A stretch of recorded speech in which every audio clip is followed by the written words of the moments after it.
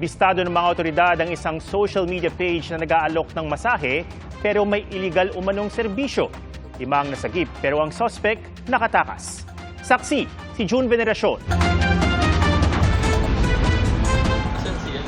Pasok. Pulis kami. Tulungan. 5 babaeng pinag-aalok umano ng online ng masaheng may iba pang iligal na serbisyo ang na-rescue ng PNP Anti-Cybercrime Group sa Quezon City. Edad 20 hanggang 29 ang mga biktima. Mama na lang kayo na maayos. Wala kayong problema niya. Pagkaroon nga ako ng cellphone. Gayunman, nakatakas ang talagang target. Ang facilitator, ubugaw ng mga babae. Nabisto ang iligal na aktibidad nang tutukan ng PNP ACG ang isang Facebook page na nag-aalok ng masahe.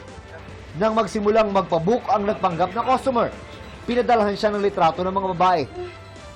Doon na nagsimula ang presyuhang inilatag ng umano'y bugaw.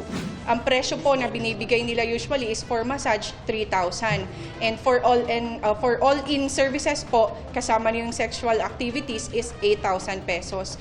Base sa investigasyon ng PNP ACG, sa 3,000 pesos na transaksyon, 2,700 pesos ang napupunta sa bugaw at 300 pesos lang ang parte ng biktima. Kapag 8,000 pesos ang package ng customer, 3,000 pesos lang ang natitira sa biktima.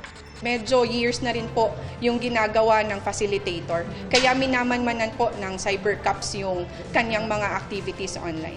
Minomonitor din ang iba pang Facebook page na nag-aalok din ng masahe na pinagsususpetsahang sangkot din sa prostitusyon.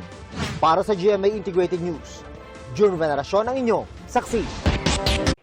Mga kapuso, sama-sama tayong maging saksi. Mag-subscribe sa GMA Integrated News sa YouTube at para sa mga kapuso abroad, samahan niyo kami sa GMA Pinoy TV at sa www.gmanews.tv.